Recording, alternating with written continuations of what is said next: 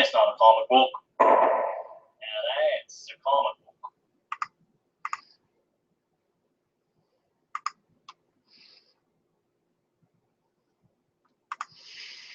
book. This part's so hard to do.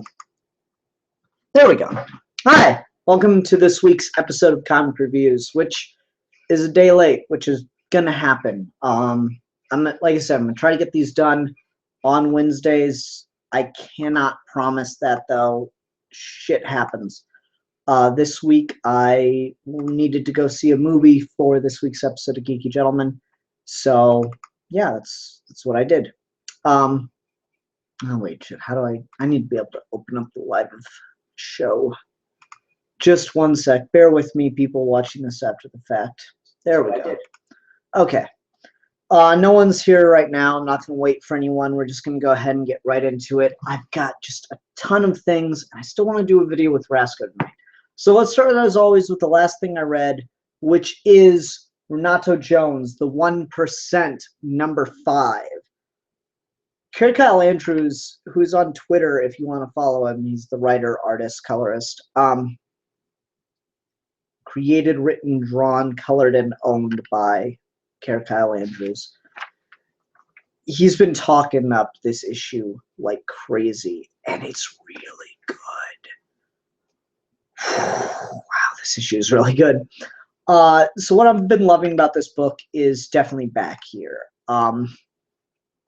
And he's calling this season 1. These first 5 issues are season 1 for him.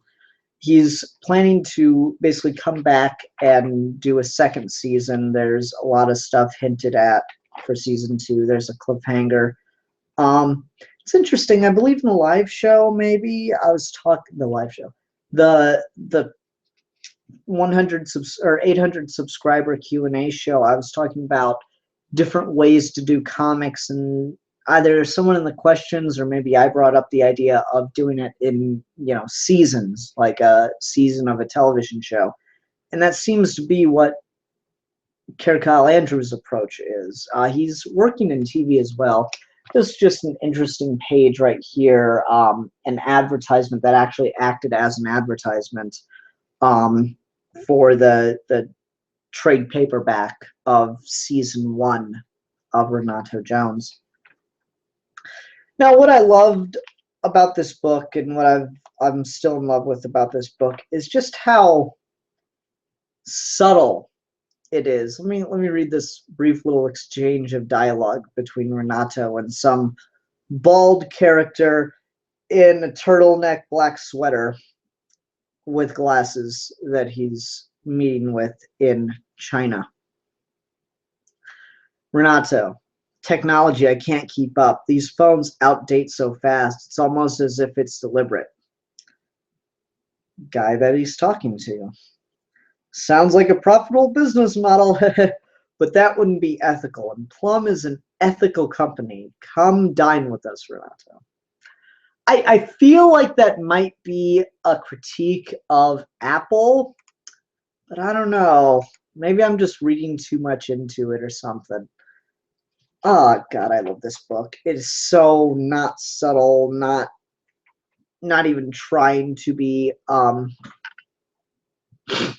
kind or fair or anything like that. It knows exactly what it wants to be. There's this great moment where the owner of the not Apple company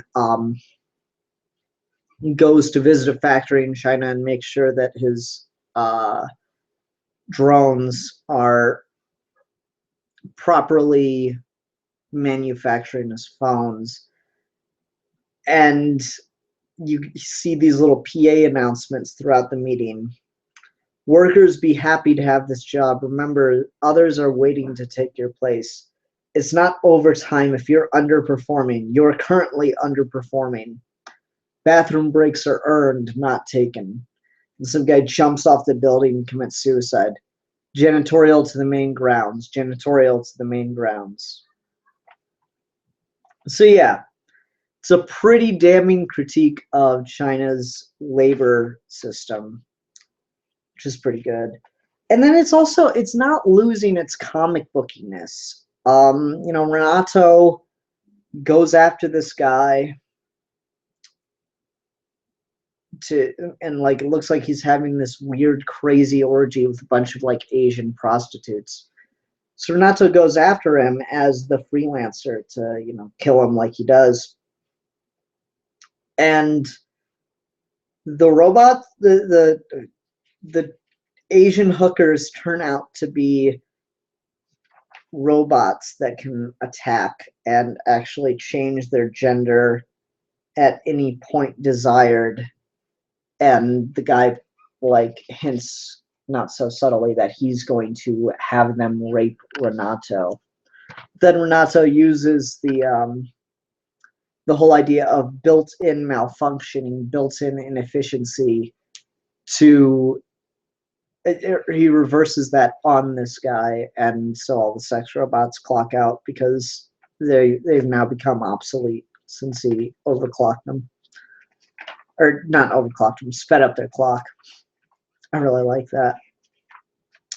Really bold choice here to just give us a couple pages of strict white, but it works really well, it pays off really well, and does really have your heart pounding for a couple minutes, or not minutes, a couple seconds there. So really well done stuff. And leaves you on a big cliffhanger for what's going to happen in season 2. Damn good series. I cannot wait to continue reading. I hope he puts out maybe a one-shot or something, just to tide us over, like maybe a previous mission of the freelancer or something, because just it's so good. And I'd hate to not have anything. And you know me, I like my standalone stuff, which actually there's quite a bit of standalone stuff to talk about today. So let's go ahead and move on to Doctor Who, the 10th Doctor, number 15, which is really like number 30 or something. I don't fucking know. The whole thing with Sutekh and Anubis is heating up. Again, I'm just not terribly interested in that side of things. But what did make this one work a lot better for me is there's a nice little throwback to the Tom Baker Pyramids of Mars episode, where you see the henchmen of Sutekh are like mummies. I thought that was a pretty clever touch. That was just neat. But what really worked for me here is you have Sutekh talking about how he had to stoop so low as to ally himself.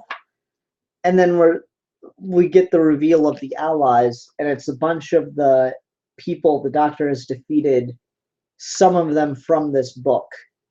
These are people that have been essentially exiled to a limbo dimension that the Doctor beat.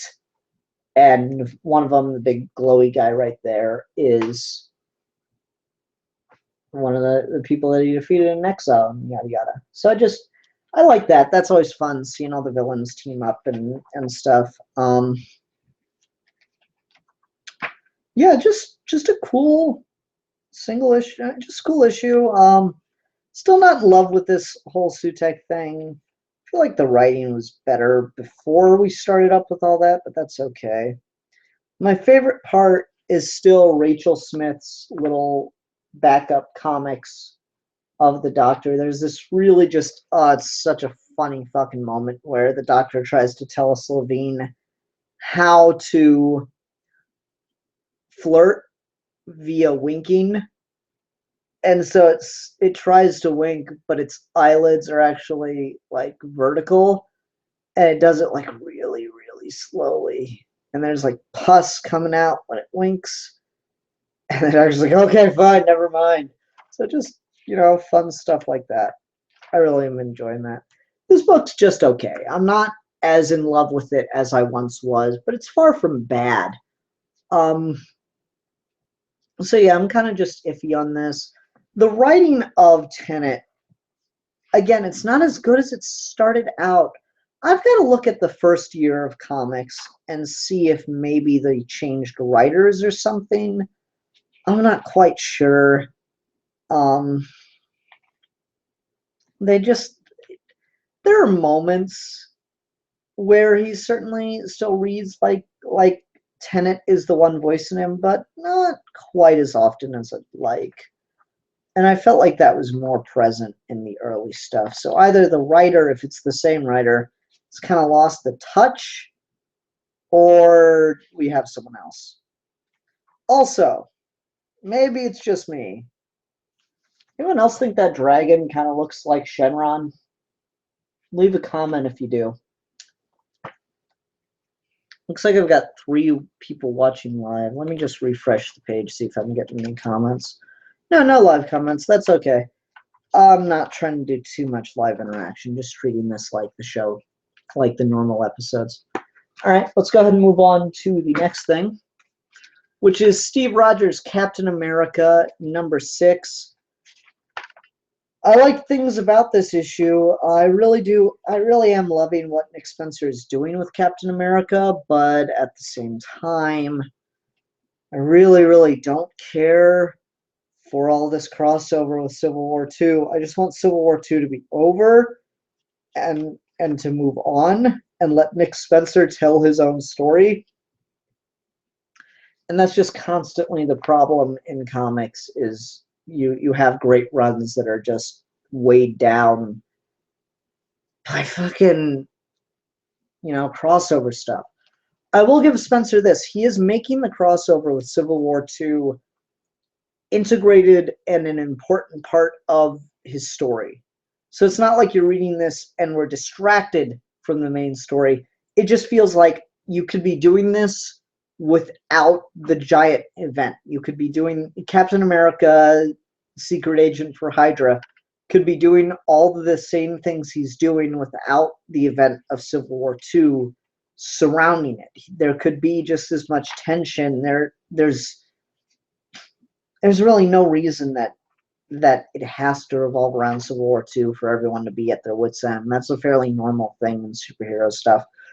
And Nick Spencer is taking some time to point out some of the silliness of this whole Civil War II thing. He's got the hacker guy, I forget his name, Rick. Yeah, Rick, whatever. He's got the hacker guy pointing out the fact that no one seems to have seen Minority Report. That's just funny. I like that. That was cute. The thing that did work about this issue, though, was all the flashback stuff. And then the tease at the end was okay, too. But I really liked the flashback stuff. Steve Rogers being confronted by some guy who kind of looks like Steve Rogers. Just interesting. I'm just curious to know what exactly, secret agents of Hydra Steve Rogers is up to. Young Steve Rogers. I want to know the background of that some more. So we'll see. Yeah. Just an okay issue, too. Didn't love it. Let's go ahead and go on to Batman Beyond #1. This I liked quite a bit. The way he's writing Terry is like kind of out of practice. I don't know what it is. Jurgens, I didn't think he could write Batman Beyond when he was doing it with Tim Drake. I guess it was just that he had to do it with Tim Drake. He couldn't figure it out. But once he gets to use Terry and just kind of go back to more of a standard Batman Beyond status quo, just minus Bruce, which is fine. It's fine to fucking kill a character, believe it or not. It's working really well. I really like this page. This is beautiful. I want a poster of it, but not with the word balloons taken out, just with the monologue box down here. That looks really cool. Batman being just surrounded by jokers as they all try to kill him. I really like that. And they're fucking winning. This is a really bold move because Terry's only way to survive is to escape. I really like that turn of the story. And then I've talked about this a number of times, and they did it kind of sort of once in the old 52 Batman Beyond book before Tim Drake took over. They had Terry go to the Justice Lord's universe in the future, and he found himself, and he was a Joker. This, I don't like more, but it's very, very close to just as much. Terry realizes that he can't just, he's too out of practice to just go into Joker territory and try to save Dana as Batman. So he's going to go undercover as a Joker. I really, really like that. I like that we're using the Joker's gang in really clever ways. I'm still a little iffy on the whole idea of resurrecting Joker, but, you know, oh, what's his name? Terminal. Terminal makes a really, really strong argument, and I just want to read that out to you. Let me start from the very beginning, because it's such a good... I love villain speeches. Villain speeches rock. Answer my question. Who is Gotham's most influential citizen ever? That's easy, Carter. It's Batman? Wrong, Dana. And I told you. Call me Terminal. The correct answer is my main man here. A dead man who will be the first person ever brought back to life. The Joker. Ridiculous. If not for Batman, who's still here, Gotham would have disintegrated years ago. Don't overlook the obvious. Who inspired a legion of followers? Who does everyone really want to be? Who we really wish to be when we want to kill our boss, spouse, neighbor, or the evil librarian that hits us with overdue fines? Why, the Joker, of course. So he must live again. People think they should be Batman, doing the right thing and suffering for it, when it's the Joker that truly inhabits our souls. You're crazy to think you can revive him. My dear Miss Tan, we are all about crazy. What better joke could be played on Gotham than reviving the Joker? Fuck, that is good writing! Where was this when Tim Drake was on the book? The shit! God! This is so well done! Oh, and I fucking love it, you know, Jokerized, a Bane-ized, Venom-upped Joker fighting Terry, and Terry realizing he's completely out of practice. The way that Terry's inner monologue is working is really good. There's this one panel, Terry goes in to try to fight the guy with Braun, and he just immediately gets thrown across the street and into a truck. And he says, "What was I thinking? Had my shot." And then it's like the guy's aware of the dude's inner monologue. And the Bane Joker says, "You blew it." What he said.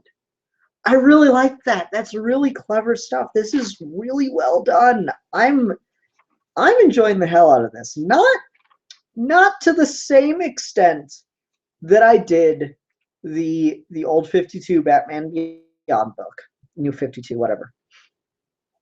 But I will give it this. This is a fairly original take. Admittedly, the New 52 Batman Beyond did do something with the Jokers rising up, but that was more as like they were suicide bombing. I like the idea of them taking over a section of the city. That is very different.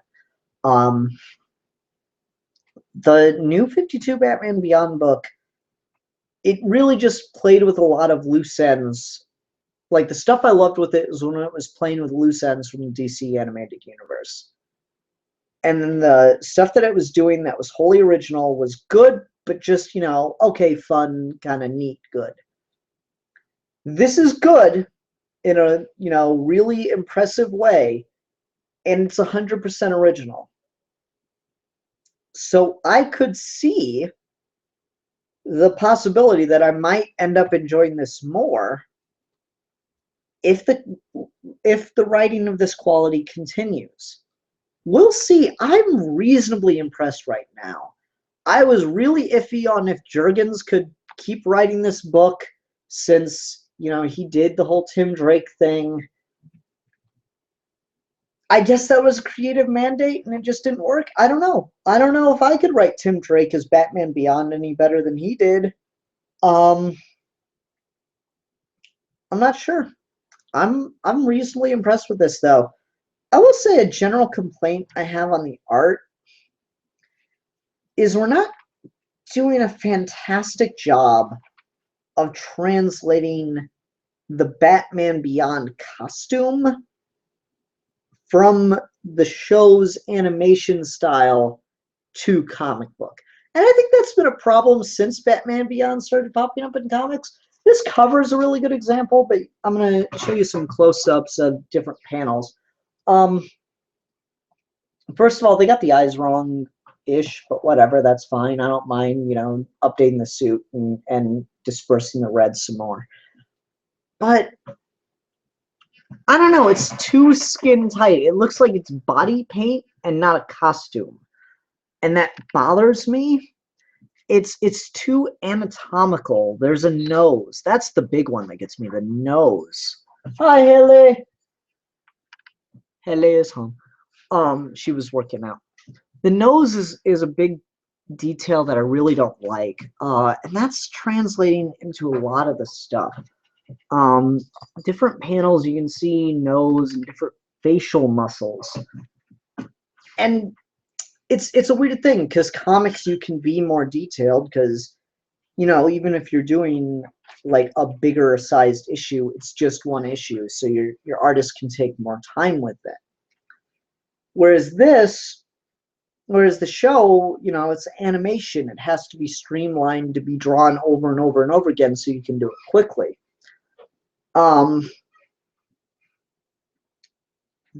So you need to put more detail into it, but part of what made the Batman Beyond suit work was it, like just some of the flatness of the face and stuff. I don't know. I have a difficult time with this to some extent. Just on translating the art. I will say Terry does look really good when he's not wearing the cowl, but they're really having a hard time with the mask, both in being able to make it expressive but not being cartoony. They are really having a hard time with that. We'll see what happens, though. It's not like so bad that it's distracting. It's just, it is a problem, I think. Yeah. All right, let's continue on with Wonder Woman 75th Anniversary Special. This I really, really enjoyed. You know me, I fucking love me some one and done stories, and that's almost entirely what this is. But they also take the time to let it be informative to what's going on in comics currently. So there's, let's see, the first story, yeah, that's definitely not in continuity. The second story certainly could be, though they're drawing her in different costumes. I'm just going to say it's not for, you know, shits and grins. Get a cool little piece on the Brian Boland Wonder Woman covers, a little feature of those, and we get some looks at covers that that were never published. But give me one sec, I'll be right back and show you something new.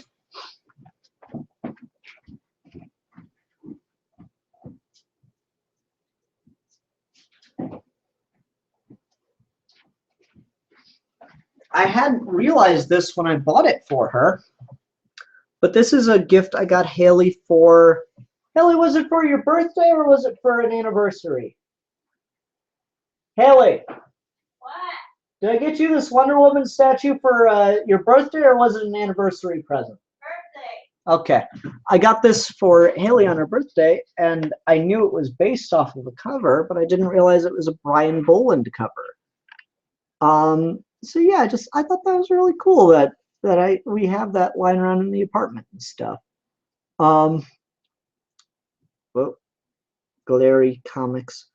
Yeah, just a neat little thing. Wanted to show that off. you can actually get a look at the thing. I'll do a quick rotation. Spiderwebs. Quick little rotation for you.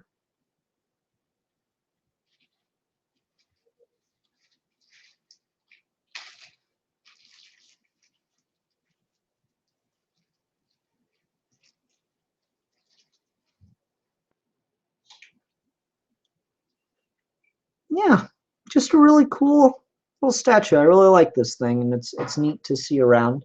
And Haley really liked it too, didn't she? She's nodding yes. For some reason, she gets camera shy. I have no idea why. She's a photographer, for Christ's sakes. She's gonna throw something at me. It's a loving relationship.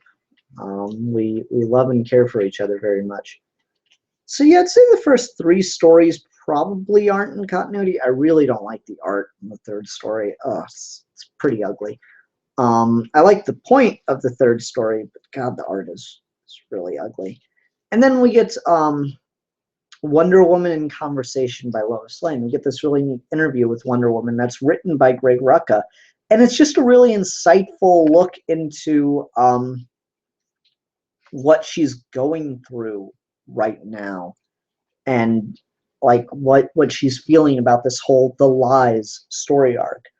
And that bit is in continuity with the current book.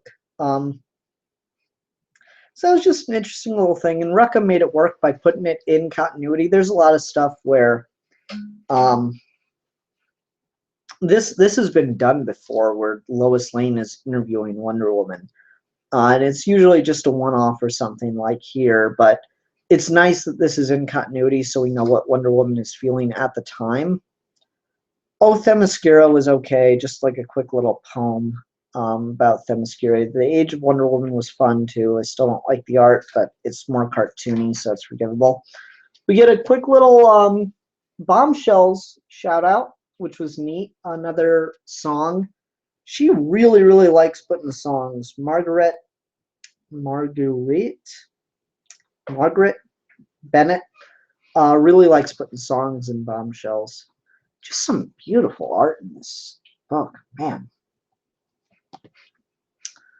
And then we got a Legend of Wonder Woman story, The Legend of Wonder Woman by the same writer and everything. I was really excited to see that. Yeah, just that was really cool. That was just a fun thing to check out, and had a nice, sweet story in there too. So I'm really excited about that. I'm really excited to see more. Then we got a preview of this new graphic novel that is coming out that I, in fact, do not like. I'm still tempted to pick it up. Jill Thompson's Wonder Woman, The True Amazon. I am certainly tempted to pick that book up. But having read this, I really don't like the direction that she is writing Wonder Woman in. Basically, this little excerpt, and there's always wider context and stuff, so I'm trying not to be too judgmental. But this little excerpt shows her going all over the island, exploring every little nook and cranny, and looking for artifacts. And she has great luck finding them, but she's also finding monsters protecting or guarding the artifacts, and she's straight up killing them. Like, they're not even being subtle about it. She is straight up murdering these things. Hold on, I'll show you a panel. Let me pop up my screen so I get a good look at this panel too. Look at that guy. And look at, importantly, look at Wonder Woman in that panel as she walks away with the golden head. She is just way too happy about that. Like, I'll get that in on her face more. She's literally covered in blood and smiling about it. Again, it's it's just a handful of pages. I'm trying not to be too judgmental. They can certainly take it in other directions. I can see a million ways to make this work and take it in other directions. But at the same time, I really don't like that approach to writing Wonder Woman as just a brutal murderer. That is too Greek hero. Like, I loved Azzarella's run for how close it was to the mythology, but importantly, very, very importantly, Wonder Woman was still Wonder Woman while being a Greek hero in that. She still differed from those guys on a moral level. And importantly, she's only able to win in that story because of her status as Wonder Woman, as a merciful person. This is just fucking brutal and kind of cheery about it. And that's very much in keeping with Greek myth, but I don't like that much to keep in with Greek myth when it comes to Wonder Woman. Then we get a fun little cartoony thing with Wonder Woman and Etta Candy at basically IKEA, and a guy who's kind of a Juggernaut ripoff just runs through the place and tears everything up because he spent 2 hours putting together a bookcase. That was funny. Then we just get some other cool stuff. Really sweet story by Gail Simone that I really liked. It was fun. It was goofy. It was cute as hell. Wonder Woman has a new superhero little girlfriend that is just adorable. Her name is Star Blossom. She just shows up in this story and helps Wonder Woman out. And Wonder Woman's super fucking nice to her, as Wonder Woman should always be. And she's in costume for this, so bet this is canon. I am happy about that. And she also asks Wonder Woman whether or not she and Superman are boyfriend and girlfriend. Wonder Woman tells her, no, not my boyfriend. So that relationship is firmly dead. Yeah, it's already been established in the other stuff. But yeah, I don't know. I'm still debating on whether or not to get the Jill Thompson book, but for obvious reasons, I'm torn on that, which is kind of... I'm glad we got a preview of it in here, though. Anyway. That one I'll read reviews on and see if it's worth picking up or not. Let's go ahead and move on, though. Getting there to Star Wars, Poe Dameron. Not actually, even though I'm breaking my order, but I read Wonder Woman. Let's just stick on with Wonder Woman here. Let's talk about Wonder Woman Rebirth number 9. This was interesting. The main thing I liked about it is this scene with Wonder Woman and Steve Trevor talking about their relationship status and her being out of a relationship with Superman now. And that's kind of neat. And then we also have Cheetah being a part of the team and her helping Wonder Woman try to find Themyscira. So I like the story here plenty. I really like the way it's written in the beginning. The first couple pages are really funny. It's like just nice, flat, straight man comedy. Director Bordeaux, ma'am. Echo team reporting. Mission accomplished. Lay a plant down on her desk. And this would be, ma'am, that, ma'am, is the god Rzartaga. Seems a little small for a god. The spiritual and material realms are often in conflict, ma'am. Also a little underwhelming. Again, ma'am, I would point out that size isn't everything. I thought that was funny. It was just written quite well. Nice snappy dialogue. That's always fun stuff. Art in here is still pretty good. These scenes with Wonder Woman and Steve are really, really beautifully drawn. That page of them kissing, I'm glad to see. It looks really, really good. So, yeah. I got a message on Skype. Oh well. No recording with Rasco. Darn it.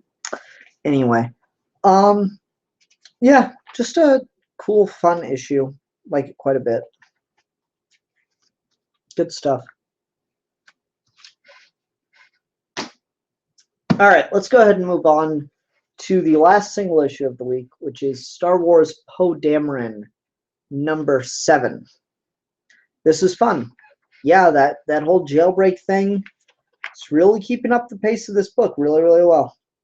And I like this because this story doesn't entirely stand on its own. You do have to be aware of what's been going on in the book and what's been going on in the movies. But this issue is a one-and-done story nonetheless. I'm sure the character that's introduced here will come into play throughout the rest of the series, or for at least a little while. But just this is a nice, cool, fun, action-heavy book. Poe Dameron's a badass and full of himself, and we all love Poe Dameron. This chick kind of looks like she's out of Avatar. Not gonna lie. She kind of looks like she's out of Avatar. There's a good close-up panel on her face.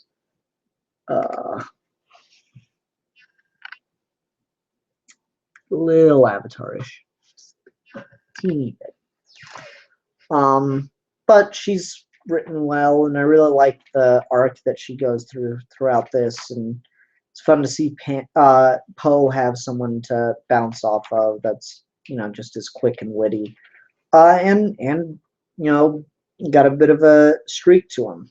It's this great page right here where she goes through just, it's a really tense moment, but it's also really well done. Yeah. I really, really like this. Good book. It's just fun. It's not super deep. It has its moments where it gets a little serious, but it's not like super heavy. So yeah, I'm very much enjoying this right now. It's a pretty good series. The first story arc is a bit iffy. Really starts to pick up the pace and work a lot better once you get to the second story arc.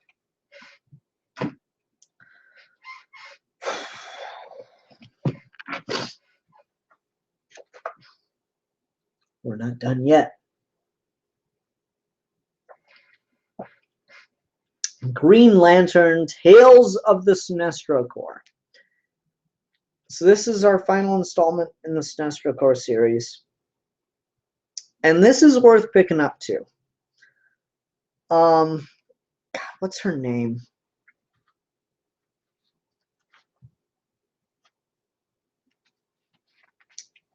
Gotta figure out this character's name real quick. Lysandra?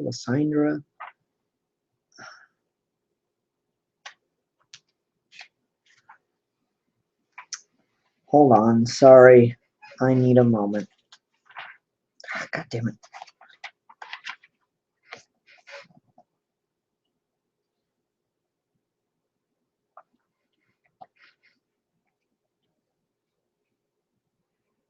Lyssa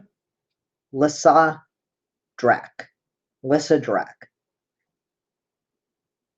Keeper of the Book of Parallax. So you have her introduced here. And Dave Gibbons does the art for a lot of her stories. And she is Elvira, Mistress of the Dark. She is Elvira, Mistress of the Dark. She is Elvira, Mistress of the Dark. All she does is she carries around the Book of Parallax. It's literally chained to her, and she tells stories about members of the Sinestro Corps, and that's really fun. So this is straight up my kind of stuff. These were basically backups that were running in the in different books during the Sinestro Corps War. And so these were just backup stories or just took over for an issue or whatever, depending on the length. And they're just fun. You just get background on these characters in the Sinestro Corps, and that's really, really fun. I really, really enjoy that shit. Dave Gibbons does the art here. He's a lot better with digital coloring.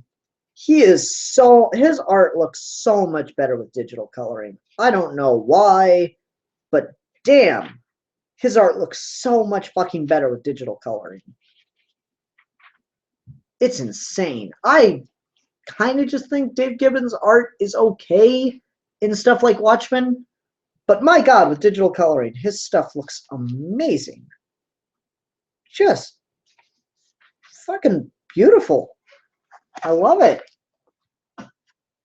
Or maybe he just needed someone not to tell him every fucking little thing to do, like Alan Moore. Who knows? Yeah. So this is just like a, the main of this is just a bunch of single little one and done stories. And then we get a single issue called Fearful Symmetry that's Kyle dealing with being possessed by Parallax, like at the time, kind of the internal struggle. This issue is kind of out of place in this collection. I feel like this should have been in the main Sinestro Corps book, the main Sinestro Corps War collection. I feel like it's out of place here on its own. The Cyborg Superman story should be off on its own. That's fine. That is fine to be in this collection. What else? Then we get Superboy Prime for his story. That one's just like, I don't like Superboy Prime or Superman Prime, whatever. I don't think anyone likes Superman Prime. This does a fairly decent job of making him into an interesting character, though.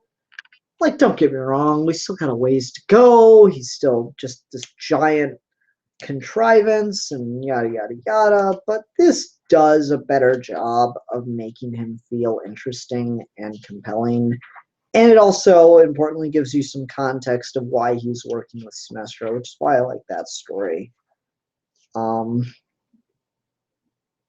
Get this little story about Jerry Orway. Yeah, you do not draw Messiah Drac as well as Dave Gibbons. I mean, look at her there. Come on now. We have this story about Crib. How is that spelled?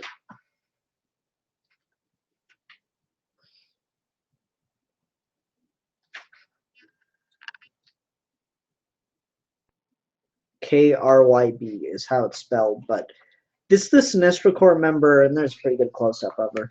This is the Sinestro Corps member that hunts down Green Lanterns and steals their children. And she keeps them in a sack on her back.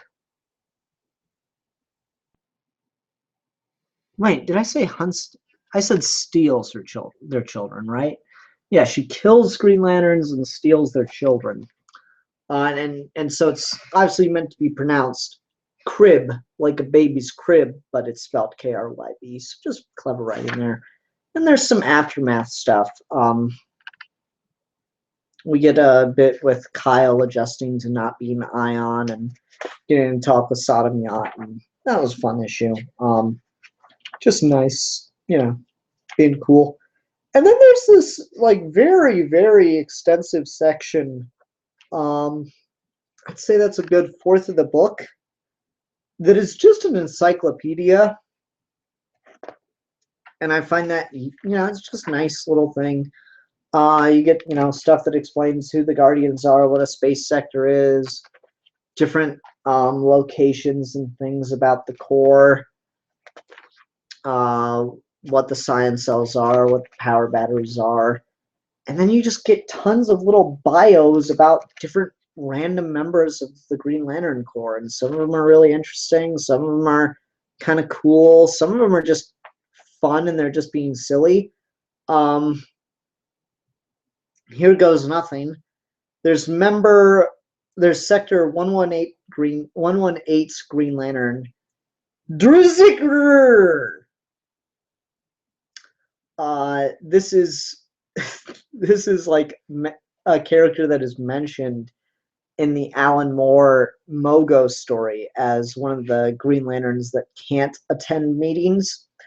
And Drizziger is a biosentient mathematical equation first discovered by the mad mathematician Timf Ray, who sought to prove that willpower could be derived formulaically. Drizzt has been known to invade the brains of his enemies and erase them, a subject of much debate across OA. I just like that. It's just silly.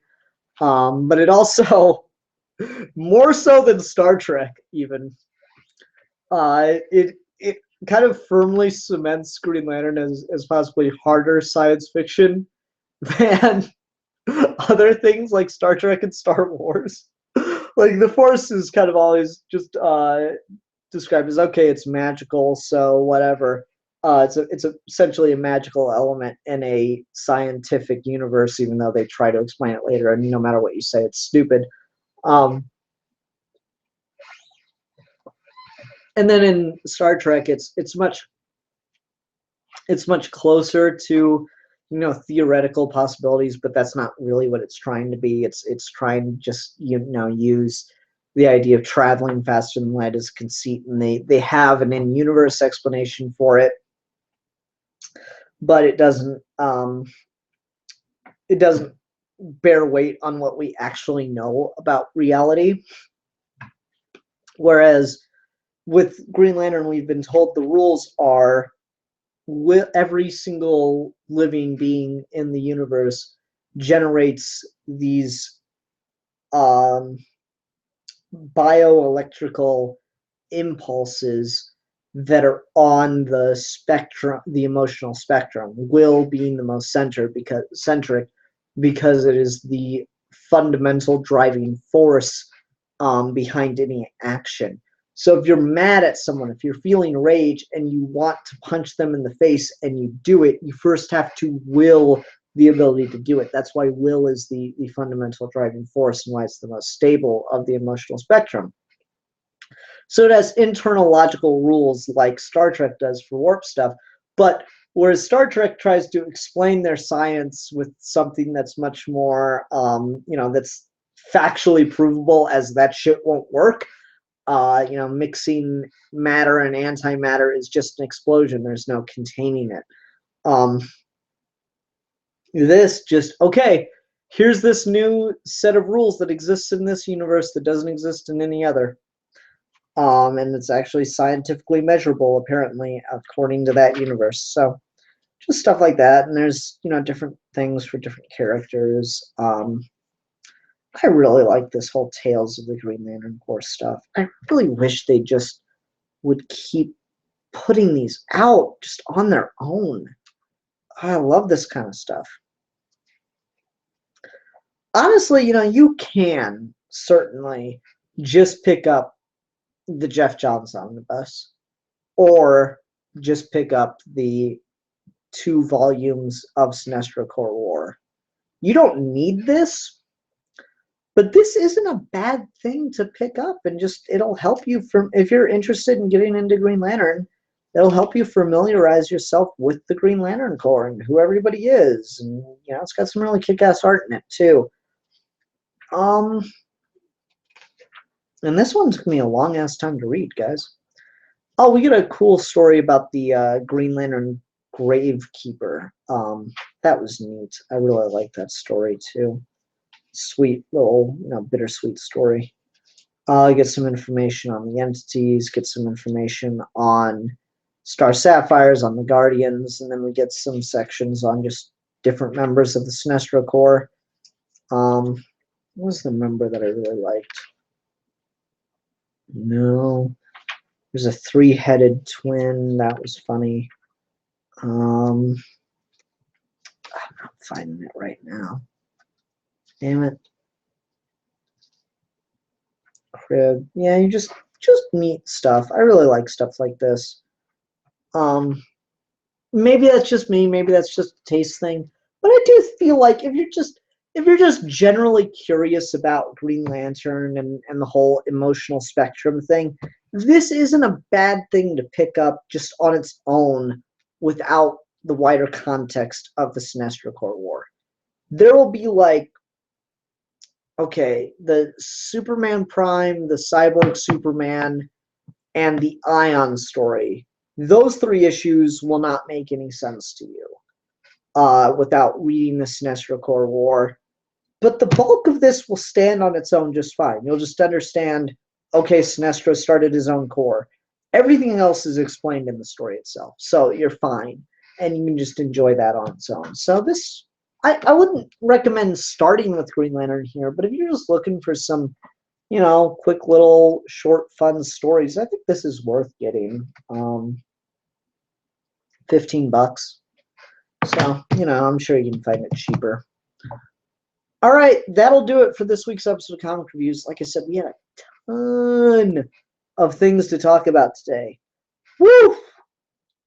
Sorry for it being late, but like I said, I had to get to the theater to go see The Shining, which we're going to be talking about on Geeky Gentleman. It's been a busy week here on Sip2's channel, though. On my channel, whatever.